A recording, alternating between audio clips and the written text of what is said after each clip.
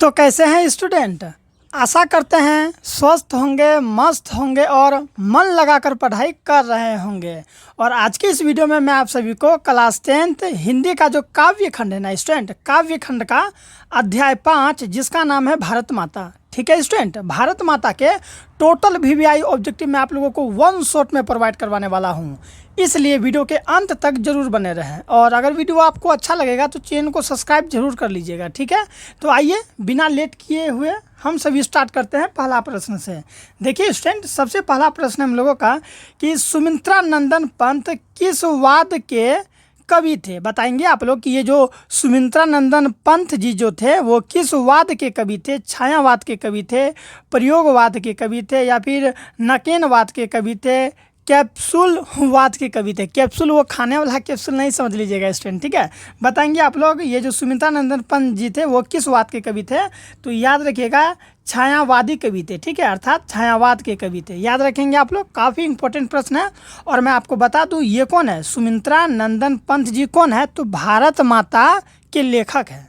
समझ में आ गया, भारत माता के लेखक कौन है, सुमित्रा नंदन पंत जी, या फिर इसी को शॉर्टकट में पंत जी भी कहा जाता है।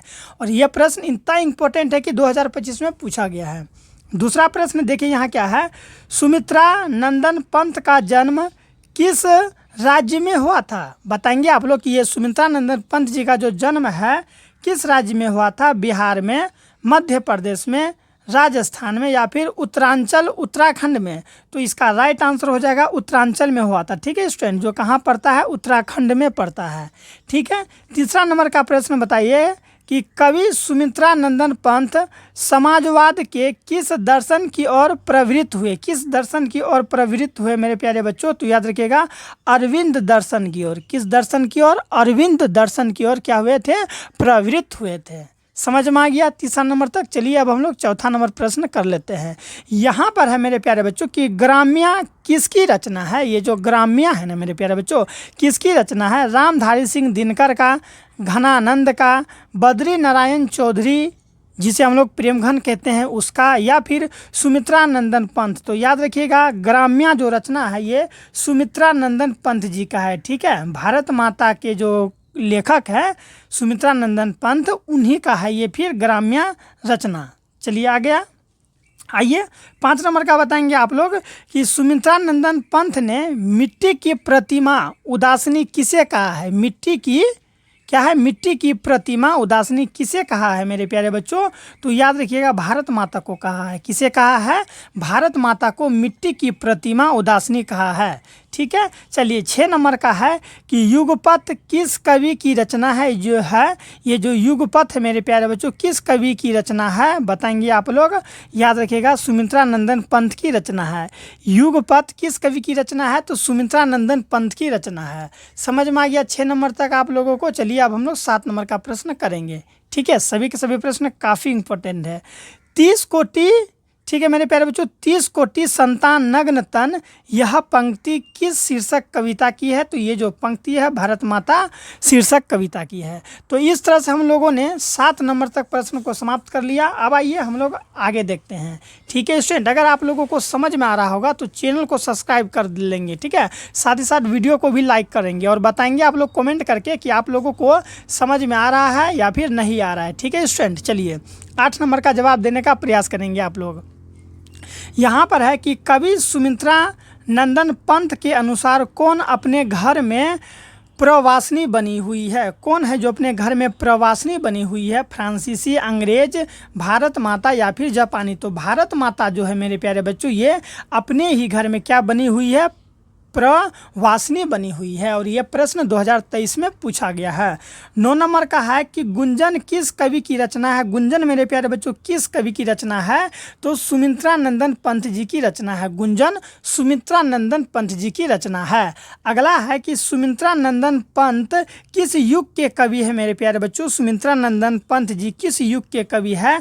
तो याद रखेंगे आप लोग छायावाद युग के कवि है। किस युग के कवि है, छायावाद युग के कवि है।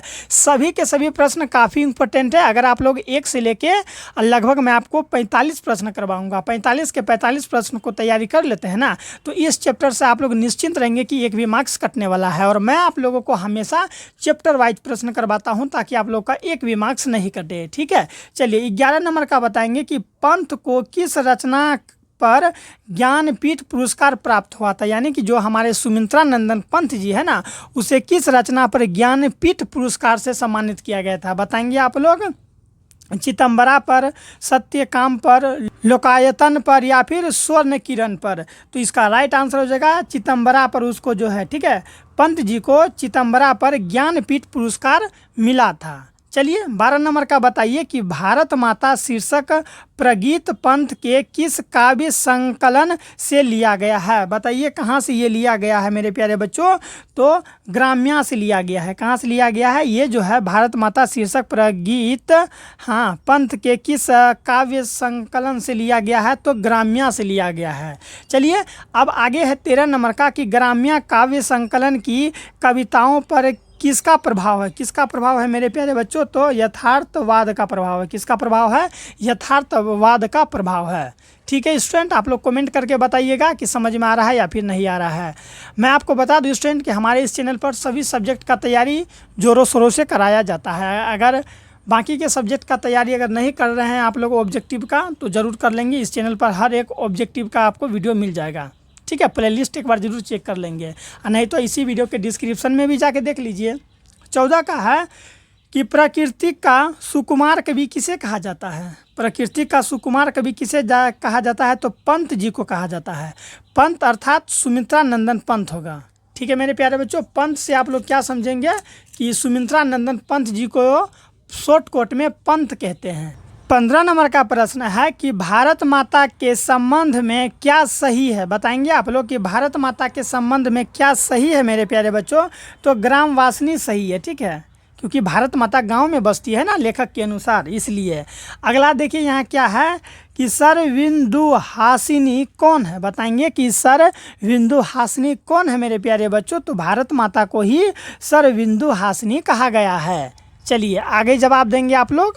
यहाँ पर है कि गीता प्रकाशनी किसके लिए प्रयुक्त है। गीता प्रकाशनी मेरे प्यारे बच्चों किसके लिए प्रयुक्त है, तो भारत माता के लिए प्रयुक्त है। ठीक है, गीता प्रकाशनी किसके लिए प्रयुक्त है, तो भारत माता के लिए प्रयुक्त है। 18 का है कि शरतेंदु का शाब्दिक अर्थ क्या है। बताइए शरतेंदु का शाब्दिक अर्थ मेरे प्यारे बच्चों क्या है, तो इसका राइट आंसर हो जाएगा ऑप्शन नंबर डी। शरद ऋतु का चंद्रमा को हम लोग शरतेंदु कहते हैं। क्या कहते हैं, शरतेंदु कहते हैं। ठीक है, याद रखेंगे आप लोग। चलिए आगे देखिए, इसी तरह से हम लोग हर एक ऑब्जेक्टिव को करेंगे। 19 नंबर का है मेरे प्यारे बच्चों कि क्रंदन का अर्थ क्या होता है। रोना होता है, हंसना होता है, गाना होता है या फिर कंद मूल खाना होता है। ठीक है, तो इसका अर्थ होता है रोना। क्या होता है यहाँ है ना, क्रंदन का अर्थ क्या होता है, तो रोना होता है। चलिए अब हम लोग 20 नंबर का प्रश्न देखेंगे कि तप संयम कौन सा समास है। ये जो तप संयम है मेरे प्यारे बच्चों द्वंद्व समास है। तप संयम कौन सा समास है, द्वंद्व समास है। ठीक है, याद रखिएगा आप लोग। ये प्रश्न जो है कि इम्पोर्टेंट है।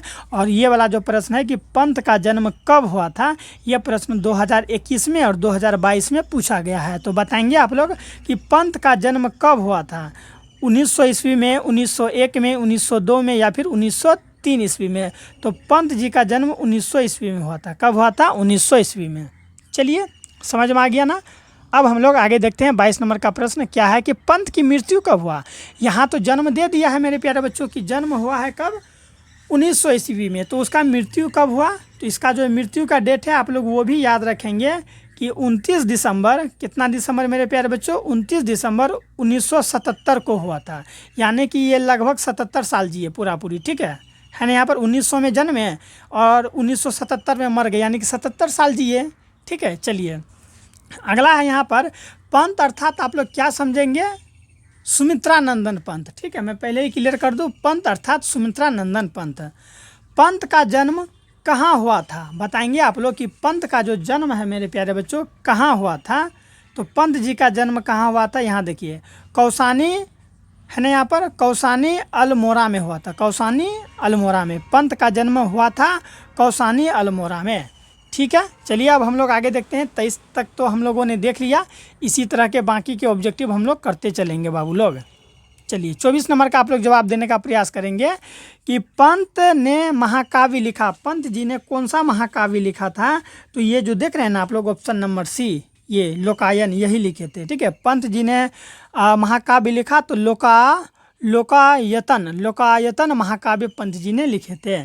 25 का है कि पंत के पिताजी का क्या नाम था? पंत जी के पिताजी का नाम मेरे प्यारे बच्चों गंगादत्त पंत। ठीक है, गंगादत्त पंत था और ये प्रश्न 2024 में बना था। ठीक है, नेक्स्ट है कि पंत के माता जी का क्या नाम था? पंत जी का माता जी का नाम पूछ रहा है मेरे प्यारे बच्चों, तो सरस्वती देवी। कौन देवी? सरस्वती देवी था। ठीक है, डायरेक्ट आप लोग आंसर भी कर सकते हैं। चलिए अब यहाँ पर है 27 का कि पंत ने 1916 में किस शीर्षक से कविता लिखी? पंत जी ने 1916 में किस शीर्षक से कविता लिखी थी, बता सकते हैं आप लोग? तो याद रखिएगा, गिरजे का घंटा। गिरजे का घंटा शीर्षक से क्या लिखा था?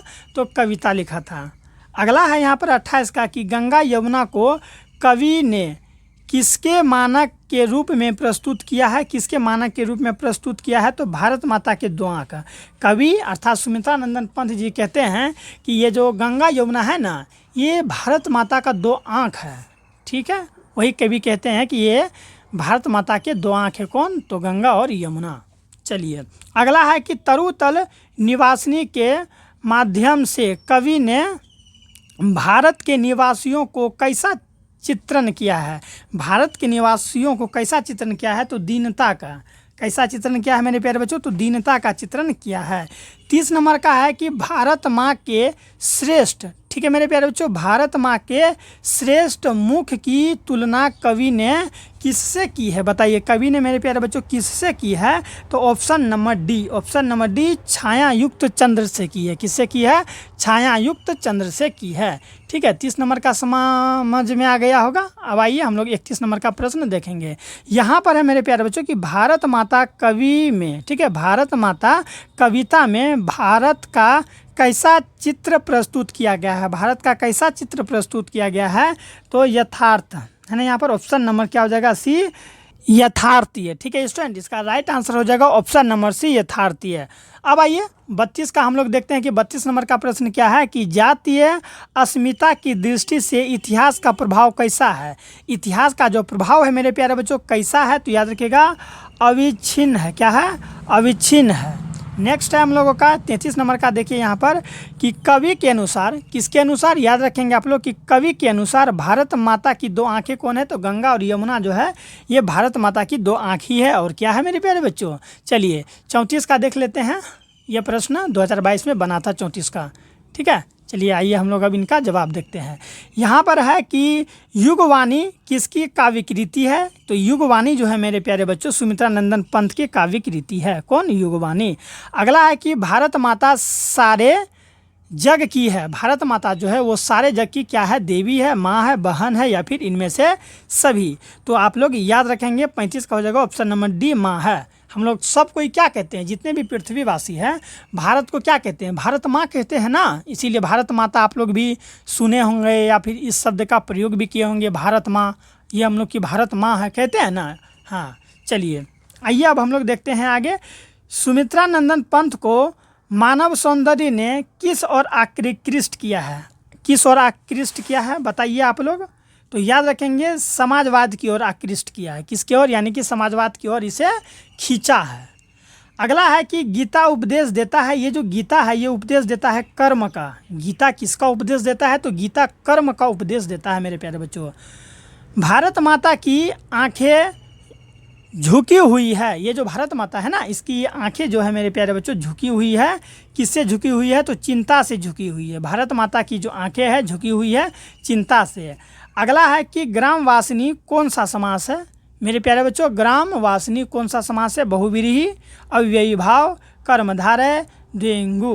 तो इसका राइट आंसर हो जाएगा बहुव्रीहि। क्या हो जाएगा? बहुव्रीहि। ग्रामवासिनी कौन सा समास है? तो बहुव्रीहि समास है। चलिए यहाँ तक समझ में आ गया। अब हम लोग 40 का देख लेते हैं क्योंकि अब हम लोग का समाप्त होने ही वाला है। टोटल इसमें 45 ऑब्जेक्टिव ही होगा। 40 का देखिए यहाँ पर है मेरे प्यारे बच्चों कि गंगा यमुना कौन सा समास है? तो गंगा और यमुना, ये द्वंद्व समास है। ठीक है, याद रखेंगे जहाँ पर ये हाइफन का चिन्ह रहेगा ना, ठीक है, हाइफन का चिन्ह रहेगा, समझ जाइएगा कि वो द्वंद्व समास है। और जहाँ पर संख्यावाचक रहेगा वो द्विगु होगा, जैसे पंचवटी, ठीक है, त्रिवेंद्र, त्रिनेत्र, त्रिशूल, ये सब क्या होगा, द्विगु समास होगा। और गंगा यमुना, ठीक है, जहाँ पर हाइफन रहेगा वो समझ जाएगा द्वंद्व समास है। 41 का होगा कि दैन्य जरित, ठीक है मेरे प्यारे बच्चों, दैन्य जरित अपलक डैश डैश डैश चितवनहा, ठीक है, यहाँ पर क्या भराएगा पूछ रहा है यहाँ पर, तो यहाँ पर भराएगा नता, क्या भराएगा, नत भराएगा। चलिए 42 का है यहाँ पर कि कवि सुमित्रा नंदन पंत के अनुसार भारत माता की कितनी संतानें दरिद्रता और अभाव से ग्रसित है। दरिद्रता अर्थात गरीबी और अभाव से क्या है, ग्रसित है। कितना, तो याद रखेंगे आप लोग 30 करोड़, क्या है 30 करोड़। भारत माता ये के अनुसार, जो पाठ के अनुसार अगर चलिएगा तो भारत माता का 30 करोड़ जो संतान है वो गरीबी से क्या है, पीड़ित है। चलिए वही हुआ, दरिद्रता अर्थात गरीबी का अभाव से ग्रसित है। समझ में आ गया यहाँ तक। अब हम लोग देखेंगे 43 नंबर का स्टूडेंट, अगर अभी तक यहाँ तक अगर आप मेरे इस वीडियो को देख रहे हैं तो इसका मतलब ये हुआ कि आप पढ़ने में इच्छुक हैं और आप मन से पढ़ाई करना चाहते हैं, इसलिए स्टूडेंट चैनल को सब्सक्राइब कर लेंगे। यहाँ पर है कि भारत माता कहाँ निवास करती है, शहर में, पहाड़ में, गाँव में, नदी में, तो गाँव में निवास करती है। भारत माता कहाँ निवास करती है, गाँव में निवास करती है। ठीक है, अगला है कि सुमित्रा नंदन पंत के अनुसार भारत माता किसकी मूर्ति है। ये जो भारत माता है किसकी मूर्ति है, तो उदास माटी की मूर्ति है। किस माटी की मूर्ति है, उदास माटी की। समझ में आ गया स्टूडेंट, 2021 में यह प्रश्न बन चुका है। 45 का है कि सफल आज उसका तप संयम, पीला अहिंसा स्तन्य शुद्धोत्तम प्रस्तुत पंक्ति किस कविता की है, यानी कि ये जो पंक्ति है पूछा है किस कविता की है, तो भारत माता कविता की है। ठीक है स्टूडेंट, तो इस तरह से हम लोग का 45 ऑब्जेक्टिव समाप्त होता है आराम आराम से पढ़ते हुए। ठीक है स्टूडेंट, अगर समझ में आ रहा होगा तो चैनल को सब्सक्राइब करके अपने दोस्तों को भी शेयर करेंगे, कमेंट करके बताएंगे कि यार सर समझ में आ रहा है। और कहीं पर भी दिक्कत है तो इसी वीडियो के डिस्क्रिप्शन में मेरा नंबर दिया गया है, आप वहाँ से हमें कॉन्टैक्ट कर सकते हैं। और वहीं पर ना ऑल वीडियो का प्लेलिस्ट दिया गया है डिस्क्रिप्शन में, ज़रूर आप वहाँ से चेक करके हर एक चैप्टर का तैयारी कर लेंगे। मिलते हैं नेक्स्ट वीडियो में, अपना ख्याल रखिएगा।